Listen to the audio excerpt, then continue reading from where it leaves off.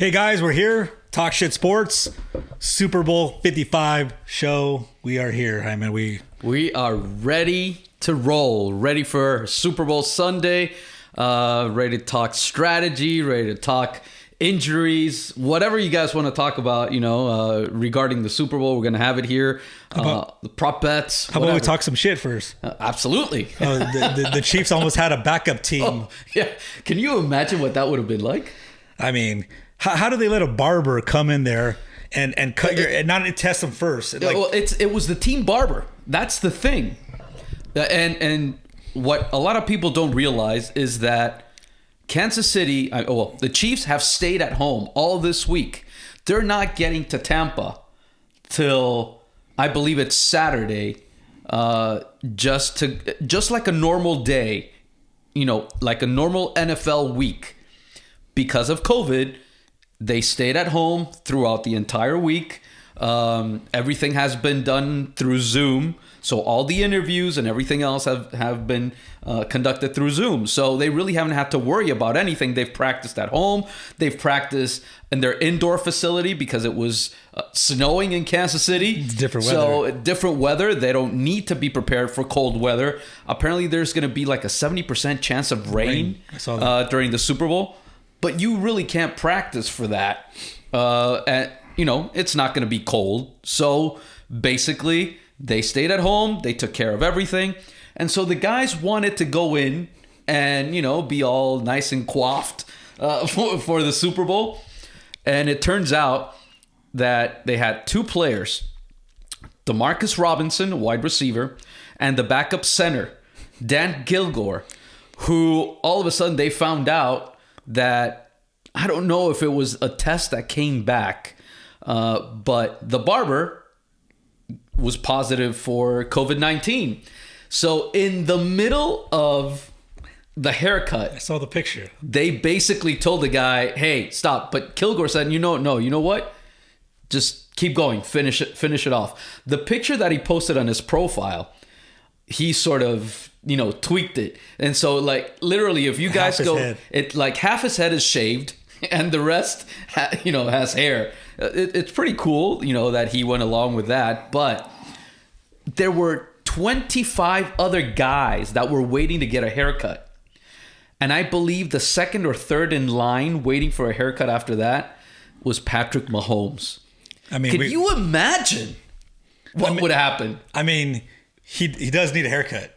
Oh, absolutely. He needs a haircut. In the worst of ways. But how freaking stupid is, what, the barber was at the club all week? And I don't know. I don't get it. I don't get it. Especially with, the COVID protocols that the NFL has instilled throughout the season. Super Bowl week. And that's when, we don't know why it was that the guy tested positive. But these guys get tested on a daily basis. Anybody that goes into the facility is tested on a daily basis. So you don't know. Maybe the guy got it going home. Somebody at home got it. I don't know. But who knows? It could be a false negative, false positive. Well, that's what people say. And then people also said COVID is going away now. It's gone away since the power of transition and stuff. I've heard that too. Well, there's a lot of, theories about, how high or how low or whatever. Maybe the barber thought that, I don't know. But the one thing is that they did test these guys, and apparently Kilgore tested negative. However, they're going to test them every day. And if they test negative every day and they test negative on Saturday, then they're able to be with the team and take part in everything. I can imagine the importance of Daniel Kilgore being a backup center is that he runs the scout offense. So he's basically doing everything that the Bucs center is doing, preparing his defense for the Super Bowl. So he's been exposed. He can't play. He can't practice it. He can't practice. So basically, the guy calling the shot at the offensive line for the scout team can't practice. Oh, my God. So that's a huge, Huge problem for Kansas City. If Mahomes shows up positive on Saturday, oh my! Or we're gonna see Chad Henne. Chad Henne. At hashtag anything is possible. Hey, well, look what happened with Nick Foles. Yes, but that would be probably the biggest black eye for the NFL. Oh, having gone through an entire season, yes, there were a lot of positive cases, but they were able to manage them. I believe they did a really good job, considering that they weren't in a bubble. Everybody had to go in and practice to their facility and got to go home. Right. Most of the boneheads that tested positive was because they did something stupid. The Ravens and the Titans had a lot of problems because the guys decided, hey, you know what? I'm going to go to a party, or I'm going to go to a club, or the guy that decided, I believe in Buffalo, he decided that he was going to go get wings at a strip joint. Give me a break. Oh, that was in Atlanta, right? Or Atlanta. Magic City. Oh, that's right. Magic City. Shout out to Magic City in Atlanta, right? Shout out to Magic City. We got to try some of them wings. Yeah, we do. Yeah, I hear they're really good wings. I got to get to Atlanta. Yeah, I hear they're really good wings. Supposedly, right?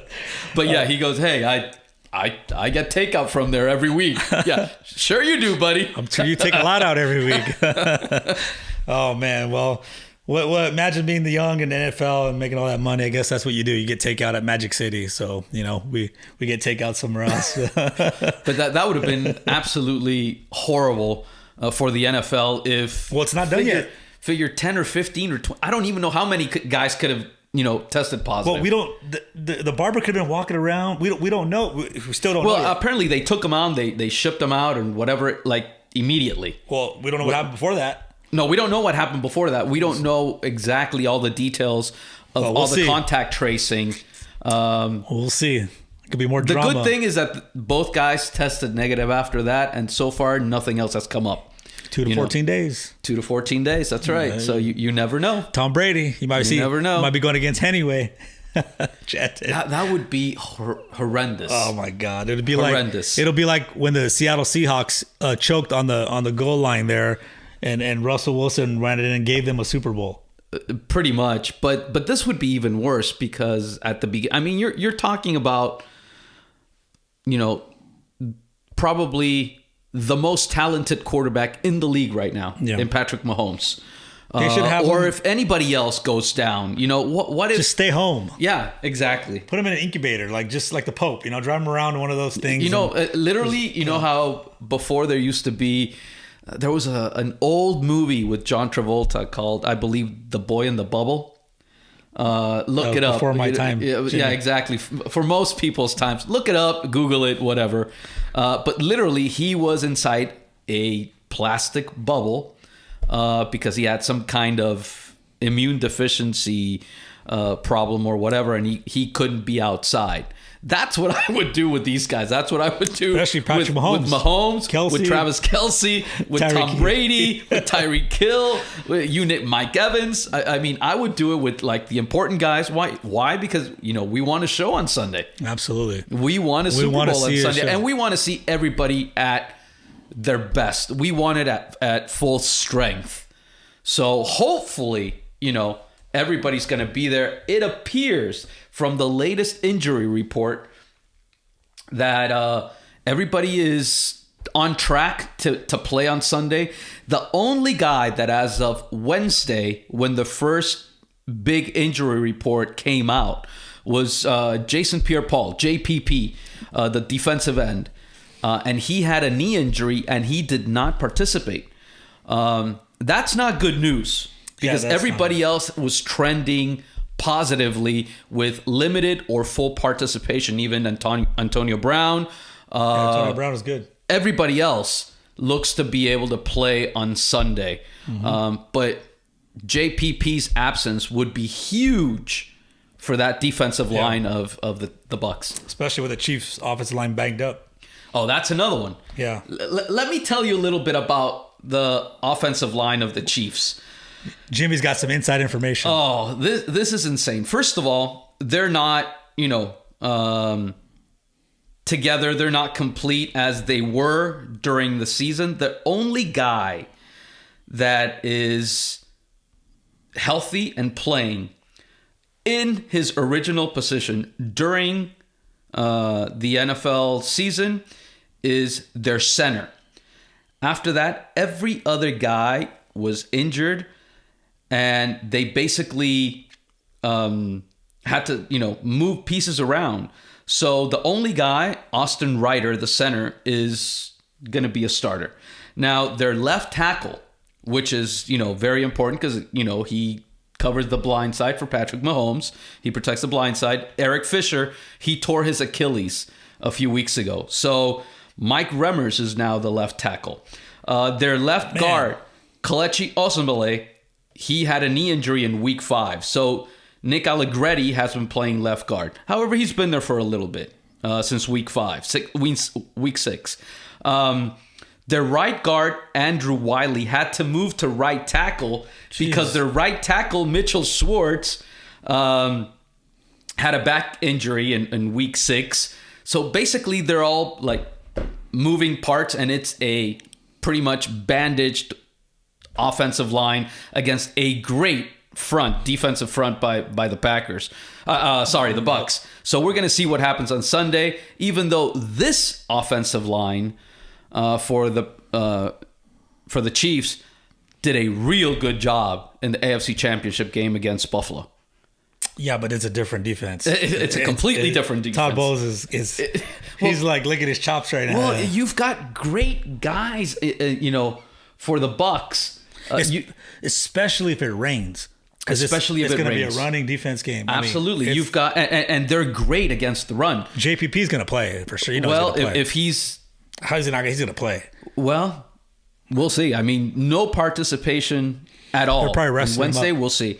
But you got Ndamukong Suh, Vita Vea, who is huge up the middle as well. And then you've got JPP. And then you got Shaquille Barrett, who's a linebacker, but he plays as a down lineman. And, between him putting pressure on the left side and JPP on the right, that's a lot of pressure for the offensive lineman for the Chiefs and for Patrick Mahomes to have to maneuver all that. So, we'll see. I mean, it's going to be interesting, that's for sure. Well, it's a lot on the line. I mean, it's, the Chiefs are looking to be the 8th team to go back-to-back. Yep. In history of the NFL. I mean, this is huge. Oh, absolutely. The last team to do it was the Patriots with Tom Brady. Yeah. And not only that, but, we've mentioned it before. The Chiefs could be going for 3 in a row. I mean, They could be going for 3 in a row the year that the Patriots No.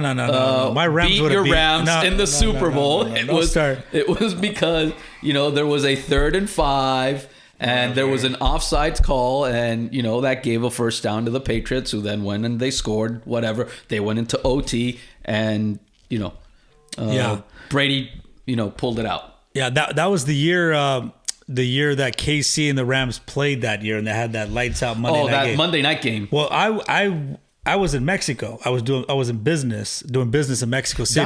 That was the game, right? That was supposed to be played in Mexico City. I took my dad with me, who was a diehard Rams fan. We used to go to Anaheim back in the day when it was depressing. And we were there, and it was a lot of KC fans. I'm sorry, anything down in Anaheim is depressing except for Disneyland. Whatever.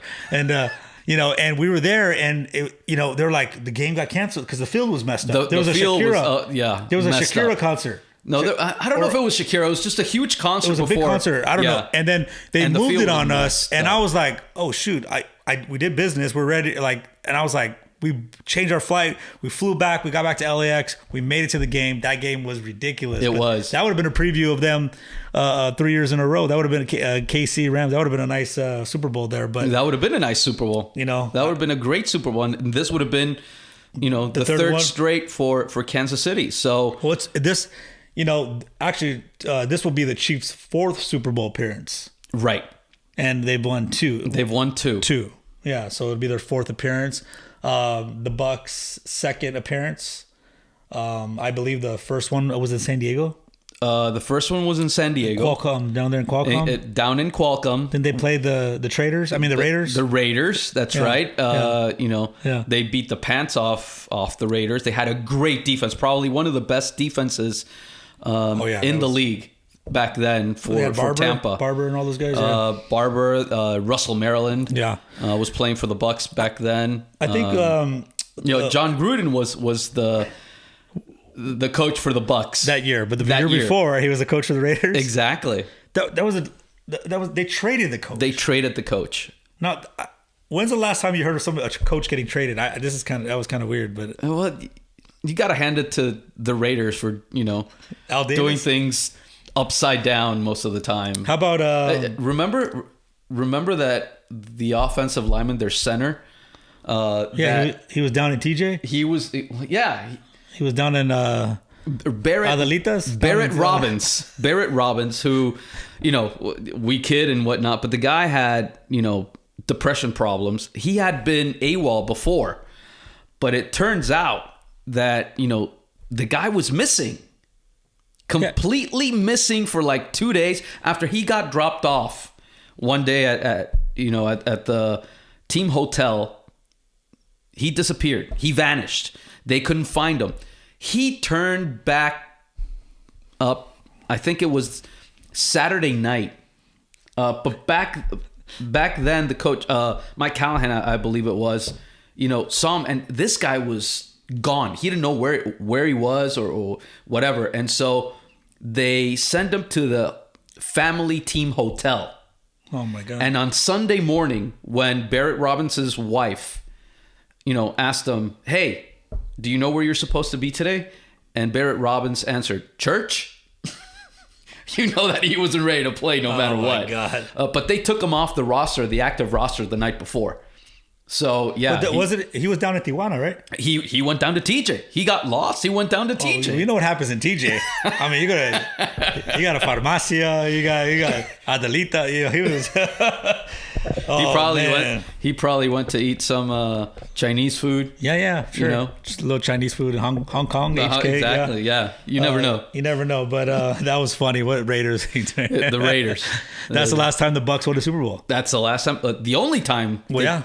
And the second appearance, which is pretty awesome, is that they're actually hosting this. They're actually the home team in Tampa Bay this is the first time in the history of an NFL this has happened. So yes, first time ever, and it was a hard road for the Bucks to get there because they were the sixth team to get into the playoffs. So they were actually a wild card team. They went and they beat Washington,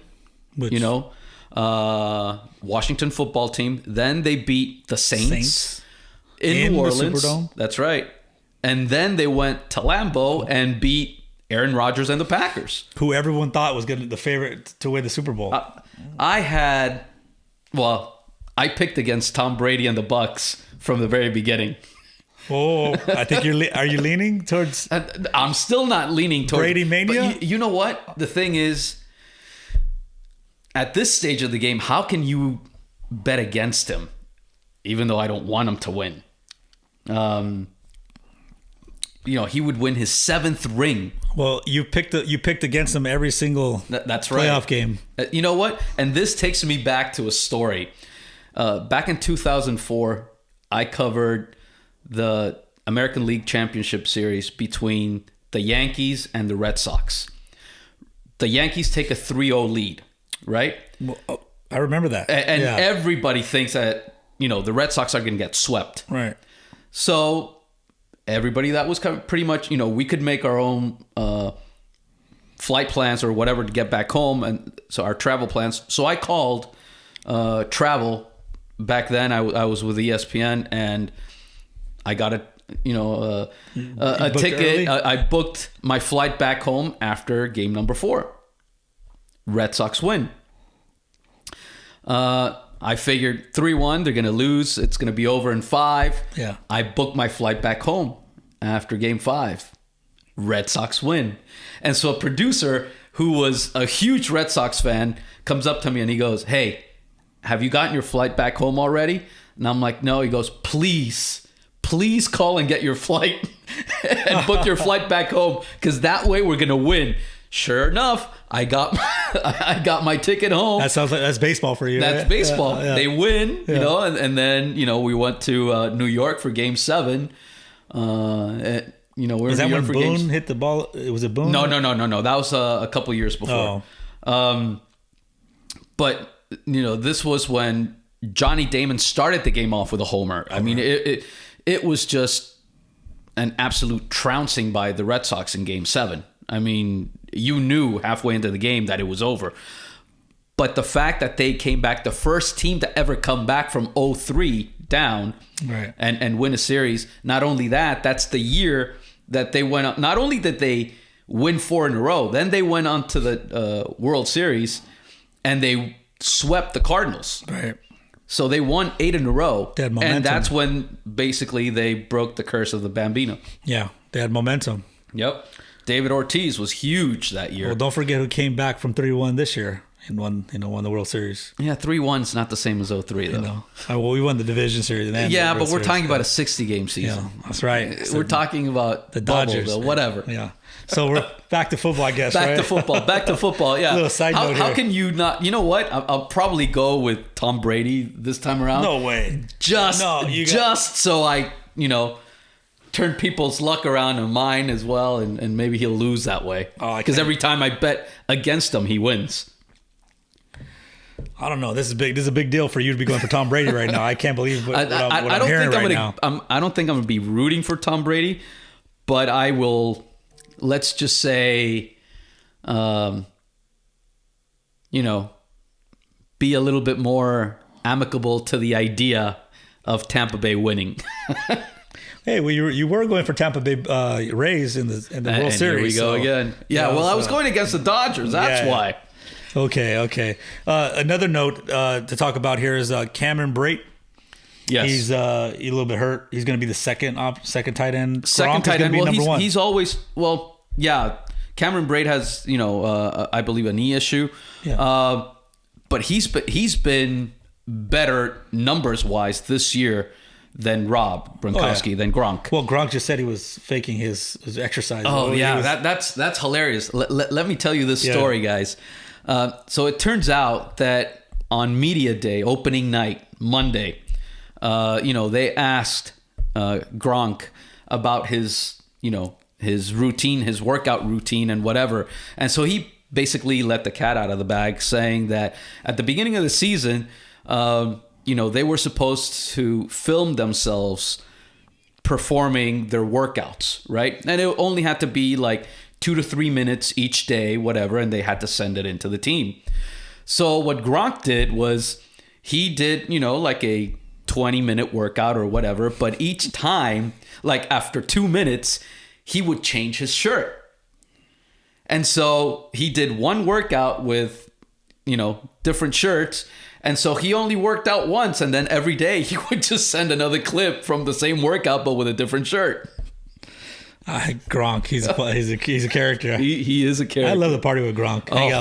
Last year we're in South Beach, and on Saturday, as we're doing, getting ready for the Super Bowl and doing our shows, whatever, he's got a huge beach party going on, which was, obviously back then he was with Fox.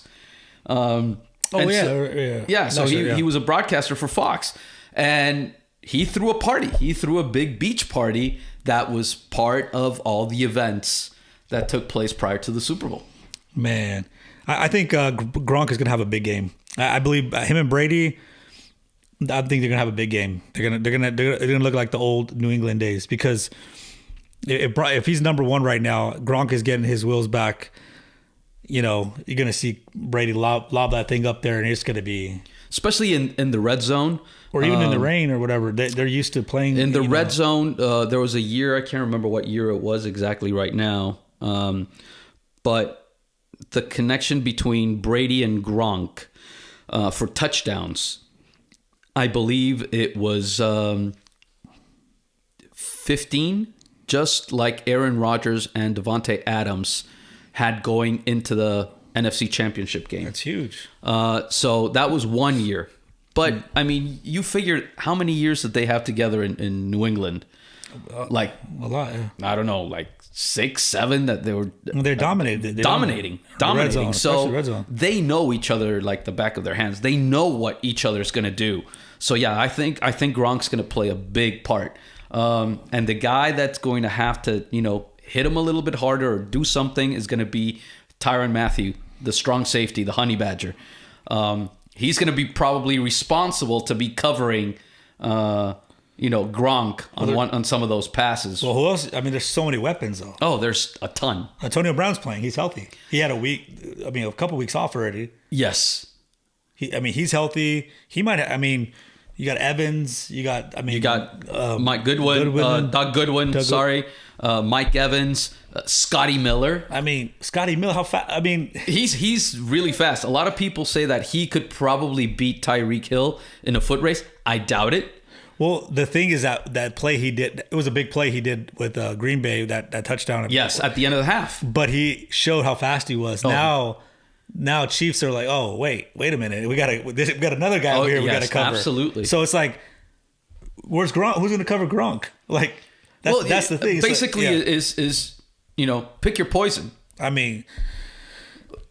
do you The only thing that's going to make a big difference is the rain. If it gets really, really bad in the rain, and I think with the passing and stuff like that. But with Gronk, it don't matter. He's such a big guy. I think if it rains, Tampa definitely has an edge because they've got the bigger bruising backs. The big backs, a big tight end. Well, they got Kelsey. Kelsey's a big tight end too, but if he doesn't have COVID, so right. Yeah. But not, you've got Leonard Fournette, who's a big bruising back. You've got Ronald Jones, the second, who is also quick, but he's big. He's not like Clyde Edwards-Helaire or Darrell Williams. Le'Veon Bell, probably that's where we would see him more. Apparently he's also getting better. In the postseason, he only has 6 yards rushing, Le'Veon Bell, in the postseason. That's how little he's played. Look at this stat. Is like there's 16 career Pro Bowl honors combined between the Buccaneers and Chiefs' top wide receivers: Antonio Brown, Chris Godwin, Mike Evans, and Tyreek Hill. That's crazy. 16 career Pro Bowls. There's a lot of talent. Now, the Bucs have to worry about Tyreek Hill because remember in Week 12 he absolutely smoked them. 200. He was targeted 15 times. He had 13 receptions, 269 yards, and 3 touchdowns. He absolutely smoked Tampa Bay that game, and they played in Tampa. Right. So they're going to have to do something as well, and I believe they're going to have to put, double coverage on Tyreek Hill. One of the things that probably is going to have to happen is they're going to have to jam him and hit him hard coming off the line. Because if he can get off the line and start his route the way he wants to, and if you don't push him or, make him take a small detour on his route, he's just going to absolutely smoke you. Carlton Davis, who was the cornerback that covered him most of that game in Week 12. 9 targets. He was 9 for 9. Tyreek Hill. Wow. 209 yards. That game was out of and that was 3 ridiculous. touchdowns. So, yeah. But that was a different Tampa Bay team then. Through the season, they changed. The last 6, 7, I think that was the last time they lost. Yes, it was. And that was right before the bye. After that, it was they were another team. Todd Bowles defense, embarrassed. They really embarrassed them in Tampa Bay, right? Well, another thing that Todd Bowles did, it was 20-7 at the half in favor of Kansas City. They went into the locker room at halftime, and he changed his defensive scheme. He did several things differently, and in the second half, the Chiefs only scored 7 points. It was 20-7 at the half, and the game ended up 27-24 in favor of the Chiefs. So basically, they shut them down in the second half. Yeah. So now I'm guessing that Todd Bowles, the defensive coordinator for Tampa, is going to use that second half as a model to start off, the Super Bowl. Yeah. It would just make sense. Absolutely. Another first, this is a first that's going on, is that it's the first time that the two previous quarterbacks for the 2 years, Super Bowl winning quarterbacks, are playing, in against each other in the Super Bowl. It's the first time. Not only that, but MVPs. Yeah, two MVP, yeah. MVPs of the season and Super Bowl. First time ever. First time ever. Yeah. It's crazy. This could be also the game where if Kansas City wins, that's where we're going to see Tom Brady pass the torch to the new, bona fide quarterback of the NFL. If Kansas City wins, I mean, they're already a good team. They're going to be a good team, but man, they're creating a little dynasty there right now. No, I believe so. I believe so. You Raider fans are in trouble. Good luck. Oh, Denver, God. Raiders, Chargers. I mean, you're going to deal with Patrick Mahomes for the next 15, 20. I mean, and the Chargers have a great quarterback now in Justin Herbert. I mean, he is the real deal. He is. But he's not Mahomes. He's already been awarded the Rookie of the Year, like the Pepsi Rookie of the Year award. I'm guessing he's going to get the Rookie of the Year award at NFL Honors Saturday as well. But he's the real deal. They're going to have to deal with him as well. There's that rumor that since Deshaun Watson wants out, apparently there's a lot of teams interested in Derek Carr. I don't know why, but I've heard a lot of, and I've read a lot of reports. Jason La Canfora for CBS Sports mentioned that there's been a lot of inquiries for Derek Carr. And one of the possibilities that he mentioned was a Derek Carr, Darren Waller, their great tight end, yeah, he's good, and maybe 1 or 2 first-round picks going to Houston for Deshaun Watson. Oh, wow. I mean, it sort of makes sense in a way that, you got to keep up with the Joneses in the AFC West. And I think Deshaun Watson would probably get the Raiders back in the hunt.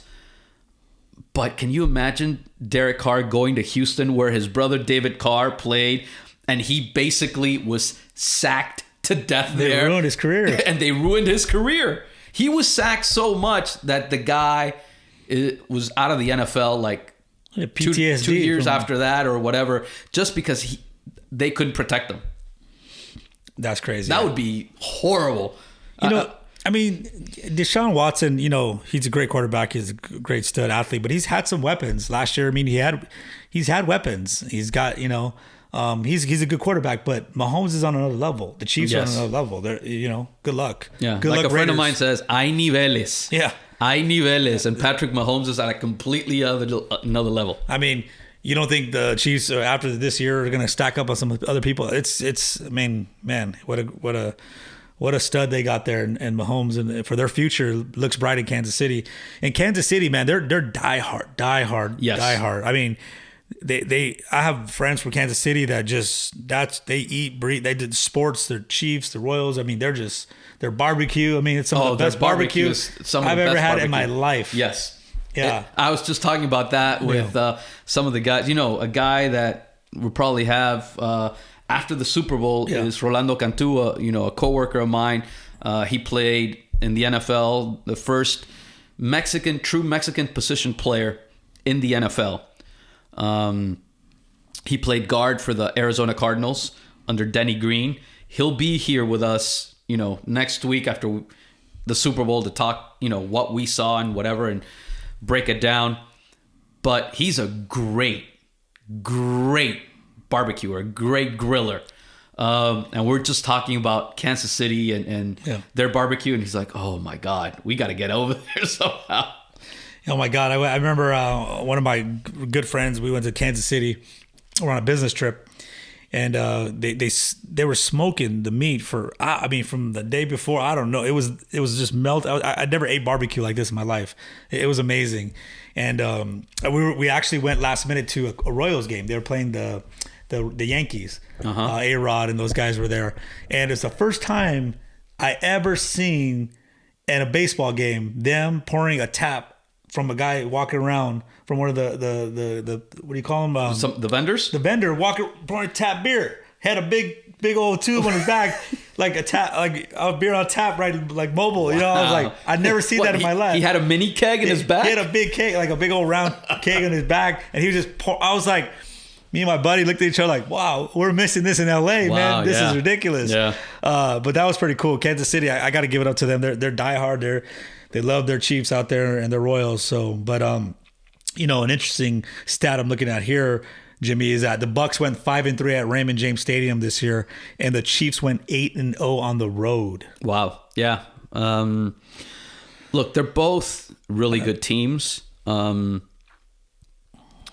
I think the Bucs, like you mentioned, after the bye week, they were a completely different team. Tom Brady had, I believe, 3 interceptions after the bye week going into the playoffs, or at least into the championship game. Yeah, 3 interceptions total before that, and he had 10 prior to the bye week. So he was a completely different quarterback from week 13 on. Well, it was a new team. I mean, a new league. He's in the NFC. I mean, you got to give the guy a few, he's got to get, accustomed to these guys and get used to them. I mean, once that happened, you saw them starting to click. And the key is, I think, is the mindset and them believing. They got them to believe that they can win. I think, did you hear the story about the guy was crying in the locker room when they beat the Packers? And then, no. One of the defensive guys was crying, like, because he won the division. And Tom Brady told him, "What are you crying for? The job's not over yet." And the guy, he's like, cry after Super Bowl Sunday if we don't win. That's when you're supposed to cry. And I guess the guy like checked himself. I forgot. I heard it. I saw it on. I forgot where it was, ESPN somewhere. And the guy was crying of joy. He won the NFC Championship. And Brady's like, "What the hell's wrong with you? We got one more game to go, And that's what a winner does. Yep. I mean, he expects to win. And I know it's for most people. You think about how many great quarterbacks or people in the NFL that never won a Super Bowl, like Dan Marino. Yes, he never won a Super Bowl, and there's some greats that never. Phillip Rivers never went to a Super Bowl. Never even went to a Super Bowl. Never even went to a Super Bowl. So I get it, man. The guy was crying, but it's so hard to get to a Super Bowl, and you got a guy like a Tom Brady who is one of the best ever. He's just used to winning. He's used to winning, and that's what he expects to be there. Expects to win, and that's very powerful. That's a swag that I mean, only a few people have that in sports. When you think about it, absolutely. I mean, you get basketball, you can think of a couple people, maybe. In every sport, you can think of a handful of people that have that. So let's talk about the GOATs. We have Tom Brady in the NFL. In the NBA, Michael. 6 for 6 in finals. Yeah. I believe if he had not tried his hand at playing baseball for those 2 years, he probably could have won 8. A lot of people. That's like me saying Shaq and Kobe would have stayed together. They would have won 8 or 9 too. No. Come on. Not at Shaq at that and Kobe point. would have won 8 or 9. No. I don't think they would have won that many. Maybe they would have won a couple more. Along? Maybe they would have won a couple more. They should have won when that stupid season with Detroit when they stacked Karl Malone and Gary Payton on the team. But anyways, we'll talk about the Lakers on another show. We'll have plenty of time to talk NBA after this. Yeah. So Tom Brady, Michael Jordan, even though some people would consider LeBron, who I don't think so. Michael Jordan, then MLB. Who would you think is the GOAT in MLB? I mean, that's kind of hard. But it is hard because it's a different eras. Yeah, you got Babe Ruth back in the exactly, and you got Babe Ruth, Mickey Mantle, those guys, and then you have now. It's like I don't know. I mean, it's hard to. Yeah, that's a really good question. You got your boy A-Rod was on steroids, so I mean, he went to the U, right? He didn't go to the U. Oh, I thought he went to the U. Or did he? I don't know. The Rock went to the U. But he didn't play much then. He has a better career now. He has a much better career now. And he's got a tequila too. Yeah, he's got everything. Man. How did all these non-Latino people get tequila companies? Like, what happened? How did it? I know. We should start our own, tequila talk brand shit or tequila. whatever. You know what I mean? Yeah. How about take tequila and then talk shit after? That's what go. everybody does, That's a good idea, right? That's what everybody does.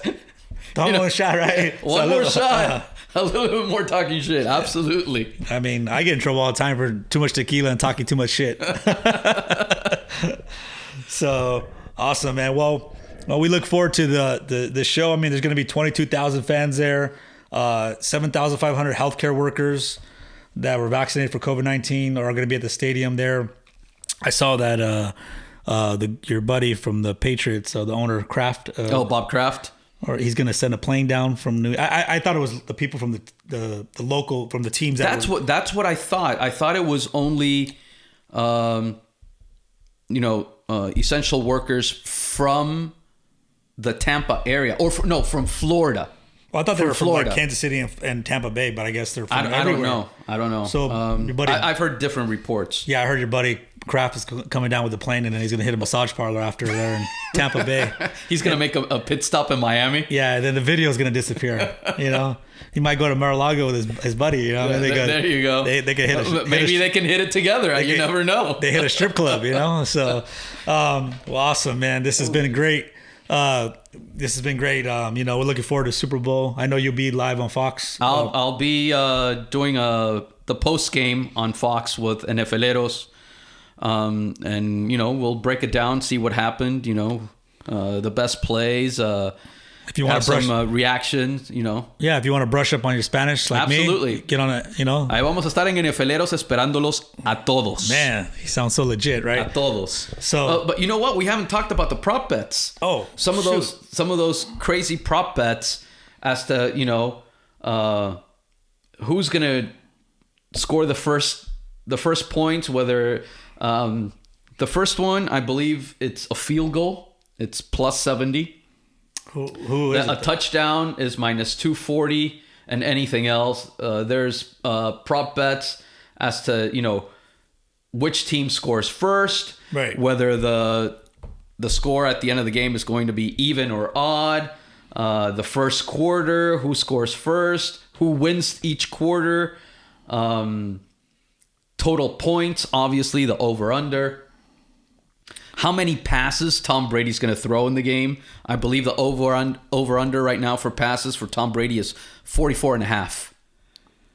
Yeah, I got to get my prop bets betting for my Super Bowl. Well, we're not having a party, No, nobody is. No party. But no party. We're just Latino get together. It's 150 people. Exactly. Yeah. Only la familia. Yeah, just my brothers, 300 Only cousins. la familia. 300 cousins. Yeah, exactly. Few 5, 10, 20 compadres. So that'll be it. But we got to end it with who are we picking here? So I'm going with the Bucks. I'm taking Tampa Bay. I'm taking the guy born in the same year as me, 1977, Tom Brady, to win this thing and get his 7th ring. And I'm going to roll with the Bucks. You know what? My heart is with KC, but every year I bet against Tom Brady. Every year. You got to lead with your heart, man. And I always lose. You didn't. So let's just say that maybe guys like Mike Evans, like I don't know, Devontae White or all these guys, Devin White, deserve to win the Super Bowl. Leonard Fournette, who, before he was in the NFL. Jimmy, you get soft on me? I mean, should we put some like slow music on right now? Yeah, the smallest world violin playing for me right now. A little Key Sweat. I mean, we put a little, I'll probably go with, you know what? I'll take the Bucks plus the 3.5. I'll do that. Well, I can't believe we're agreeing on the Bucks. I know. I can't believe you're going for Tom Brady. No, I'm not. No, I'm not. Okay, Tom Brady. I think if Tom Brady, wins the Super Bowl, you should get a TB12 shirt and put it on the show and wear it, just to represent, Oh, God. I'll get you a TB12 hat, shirt. If he does it, I'll wear it. Okay. If he wins his 7th ring, I'll wear it. Okay, you guys heard that on the show. Unfortunately, Jimmy Weed is going to be wearing a TB12 shirt or something from TB12. Something. Taking his pills or juice or whatever, TB12. We'll have it set up right here. Right? Exactly. So, well, that's the show. That's the show. That's our show, guys, for today. This is our Super Bowl show. Hope you enjoyed it. We're excited about the Super Bowl. Like I said, we're having a small Latino get together here with 5,000. I mean, just five times X times X times X. No party here. And my buddy Jimmy here, Jaime, will be on Fox Deportes. Fox Deportes, right after the game. We'll have a post-game show, just breaking down everything that happened. Interviews that come down the line as well. Everything is social distancing now, so we got to do that. So 6 feet, right? 6 feet apart. So, well, that's our show, guys. And me and Jimmy are going to have a beer right now and, talk about our picks and get ready. Get ready. But we'll see you next Wednesday on our regular show, Toxic Sports. And remember, it's all about the U, baby. See you Wednesday.